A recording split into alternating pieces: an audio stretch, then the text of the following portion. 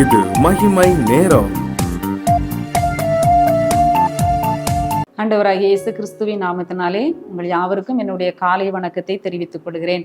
இந்த வாரத்திலே கடந்த 2 நாட்கள் நாம் எதிலே சோர்ந்து போகாமல் இருக்க வேண்டும் என்று சொல்லி நாம் தியானித்தோம். ஆபத்து காலத்தில் நாம் சோர்ந்து போகக்கூடாது என்று பார்த்தோம். அடுத்ததாக நன்மை செய்வதிலே நாம் சோர்ந்து போகக்கூடாது என்று சொல்லி நேற்றைய தினத்திலே சிந்தித்தோம். இந்த நாளிலே லூக்கா 18ஆம் அதிகாரம் 1ஆம் வசனம், சோர்ந்து போகாமல் எப்பொழுதும் ஜெபம் பண்ண வேண்டும். சோர்ந்து போகாமல் எப்பொழுதும் ஜெபம் பண்ண வேண்டும். நாம் ஜெபத்திலே சோர்ந்து போகக்கூடாது என்று சொல்லி ஆண்டவர் சொல்லுகிறார். இது ஆண்டவராகிய இயேசு கிறிஸ்துவினுடைய வார்த்தை. ஆண்டவர் மக்களுக்கு அவர் போதிக்கிற போது சொல்லுகிறார், நாம் என்ன செய்யக்கூடாது? ஜெபத்திலே சோர்ந்து போகக்கூடாது. ஜெபம் நம்முடைய வாழ்க்கையிலே ஒரு கிறிஸ்தவனுக்கு உயிர் மூச்சு ஜெபம்தான். ஜெபம் இல்லாமல் எந்த ஒரு காரியத்தையும் நம்ம என்ன செய்ய முடியாது, சாதிக்கவே முடியாது. ஜெபத்திலே வளர்ந்தவர்கள், ஜெபித்து ஜெபித்து அதன் பலனை பெற்றவர்களுக்கு தான் ஜெபத்தின் அருமை தெரியும். ஆம், நாம் சோர்ந்து போகாமல் ஜெபிக்க வேண்டும். இன்றைக்கு நம்ம அநேக காரியங்களை குறித்து சோர்ந்து போயிருக்கலாம். அநேகர் சொல்லுவாங்க, நான் எவ்வளவோ ஜெபிச்சு பார்த்தேன், என் ஜெபத்திற்கு பதிலே இல்லை என்று சொல்லுகிற மக்கள் ஏராளம் உண்டு. ஆண்டவர் சொல்கிறார், சோர்ந்து போகாமல் ஜெபிக்க வேண்டும். இதற்கு ஆண்டவர் அருமையாக ஒரு உவமையை சொல்கிறதை நாம பார்க்கிறோம். ஒரு பட்டணத்திலே ஒரு நியாயாதிபதி இருக்கிறான். அவன் தேவனுக்கு பயப்படாதவன், மனுஷரை மதியாதவன். அப்படி இருந்தும் அந்த பட்டணத்திலே அந்த நியாயாதிபதியின் இடத்துல ஒரு விதவை என்ன செய்கிறாள்? அந்த நியாயாதிபதியின் இடத்துல போய், எனக்கும் என் எதிராளிக்கும் இருக்கிற அந்த காரியத்துல எனக்கு நியாயம் செய்ய வேண்டும் என்று சொல்லி அவனிடத்திலே விண்ணப்பம் பண்ணுகிறாள். வெகு நாளாக அவனுக்கு என்ன இல்லை, எண்ணமே இல்லை அவளுக்கு உதவி செய்யணும், அந்த வழக்கை விசாரிக்கணுங்கிற எண்ணமே அவனுக்கு இல்லை. வெகு நாள் வரைக்கும் அவனுக்கு மனதில்லாதிருந்தது. அவ எவ்வளவோ நாள் போய் என்ன செய்கிறாள்? முறையிடுகிறாள். எனக்கு நியாயம் செய்யணும், என் வழக்கை தீர்த்து தரணும், என் எதிராளிக்கும் எனக்கு இப்படி ஒரு பெரிய பிரச்சனை இருக்குன்னு சொல்லி அந்த அநீதி உள்ள நியாயாதிபதி இடத்துல போய் முறையிடுகிறாள். அப்ப அவன் சொல்றான், ஒரு நாள் சொல்றான், நான் தேவனுக்கு பயப்படாதவனா இருந்தும் மனுஷரை மதியாமலும் இருந்தும் இந்த விதவை எப்பொழுதும் என்னை தொந்தரவு செய்கிறபடினால் இவள் அடிக்கடி வந்து என்னை அலட்டாதபடிக்கு நான் எழுந்து இவளுக்கு நியாயம் செய்வேன் என்று அவன் சொன்னதாக நாம வாசிக்கிறோம்.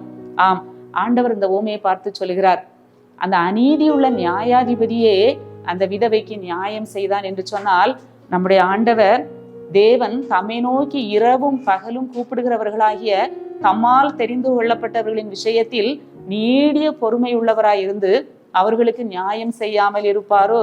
சீக்கிரத்திலே அவர்களுக்கு நியாயம் செய்வார் என்று உங்களுக்கு சொல்லுகிறேன் என்று சொல்லி ஆண்டவர் சொல்லுகிறதை நாம பார்க்கிறோம். அந்த அநீதி உள்ள நியாயாதிபதியே ஒரு நாள் என்ன செய்கிறான்?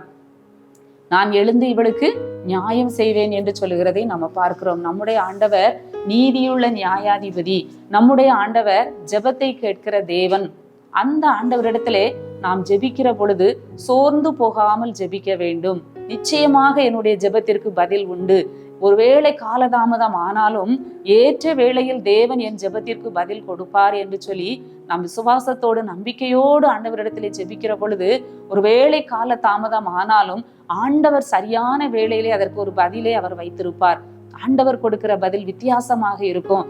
நம்முடைய கண்களுக்கு புலப்படாத, நம்முடைய அறிவுக்கு எட்டாத விதமாக ஆண்டவர் செயல்படுவார். அநேகர் சோர்ந்து போய் இருக்கிறதை நாம பார்க்கிறோம். எத்தனையோ வருடங்களாக நான் குழந்தைக்காக நான் ஜெபித்தேன், நான் இன்னும் எனக்கு ஆண்டவர் பதில் கொடுக்கவில்லை, என்னுடைய கடன் பிரச்சனை நீங்க வேண்டும் என்று சொல்லி நான் எத்தனையோ வருடங்கள் ஜெபித்து கொண்டிருக்கிறேன், என்னுடைய கணவர் ரட்சிக்கப்பட வேண்டும், என் பிள்ளைகள் ரட்சிக்கப்பட வேண்டும் என்று சொல்லி நான் எவ்வளவோ ஜெபிக்கிறேன் என்று சொல்லி என்னுடைய ஜெபத்திற்கு எந்த பதிலும் இல்லையே, ஒரு மாற்றம் இல்லையே என்று சொல்லி அநேகர் சோர்ந்து போய் இருக்கலாம். ஆனால் ஆண்டவர் சொல்கிறார், நாம் சோர்ந்து போகாமல் ஜெபிக்க வேண்டும். ஜெபம் வல்லமை உள்ளது, ஜெபம் வெற்றியை தரும், ஜெபம் நமக்கு விடுதலையை தரும், ஜெபம் நம்முடைய காரியத்தை மாறுதலாக முடிய பண்ணும். நாம் சோர்ந்து போகாமல் ஜெபிக்க வேண்டும். அழகான ஒரு உவமை, எல்லாரும் எளிதிலே புரிந்து கொள்ளக்கூடிய ஒரு உவமையை சொல்லி ஆண்டவர் இந்த வசனத்தை நமக்கு ஞாபகப்படுத்துகிறார். நாமும் கூட இந்த காலை வேளையிலே ஏதோ ஒரு விதத்திலே சோர்ந்து போய் இருக்கலாம், ஏதோ ஒரு விதத்திலே நாம் வருத்தத்தோடு துக்கத்தோடு காணப்படலாம், நாம் ஜெபிக்கிறதை விட்டு விட்டு இருக்கலாம். ஆனால் ஆண்டவர் நமக்கு நினைவுபடுத்துகிறார், நீ சோர்ந்து போகாமல் ஜெபி, நிச்சயமாகவே சீக்கிரத்திலே அவர்களுக்கு நியாயம் செய்தது போல நான் உனக்கு நியாயம் செய்வேன் என்று சொல்லி ஆண்டவர் சொல்லுகிறார். இந்த காலை வேளையிலே நாம் ஆண்டவரிடத்திலே நாம் வருவோம். ஆண்டவரே, என்னுடைய காரியத்திலே நான் உம்முடைய சமூகத்திலே வைத்த விண்ணப்பத்திற்கு நிச்சயமாக நீர் பதில் தருவீர் என்று நான் விசுவாசிக்கிறேன் என்று சொல்லி ஆண்டவருடைய சமூகத்துக்கு நாம வருவோம். ஆண்டவர் நமக்கு பதில் கொடுக்கிற தேவன். எந்த சூழ்நிலையிலும் எப்பேற்பட்ட பிரச்சனையாக இருந்தாலும் ஆண்டவர் அதற்கு பதில் கொடுக்கிற தேவன். ஜெபம் பெரிய காரியங்களை செய்யும், சூழ்நிலைகளை தலைகீழாக மாற்றும், காரியங்களை மாறுதலாய் முடிய பண்ணும். பெரிய காரியங்களை ஜெபம் செய்யும். நாம் சோர்ந்து போகாதபடி நாம் ஆண்டவரிடத்திலே மீண்டுமாக நாம் விண்ணப்பம் பண்ண, ஜெபிக்க, நம்முடைய விண்ணப்பங்களை ஆண்டவருடைய சமூகத்திலே வைக்க நாம் பிரயாசப்படுவோம். எங்களை நேசிக்கிற நல்ல ஆண்டவரே, காலை வேளைக்காக உம்மை துதிக்கிறோம், உம்மை ஸ்தோத்திரிக்கிறோம். இந்த நாளிலும் காலை வேளையில் ஆண்டவர் எங்களுக்கு கொடுத்த நல்ல வார்த்தைக்காக உமக்கு நன்றி செலுத்துகிறோம்.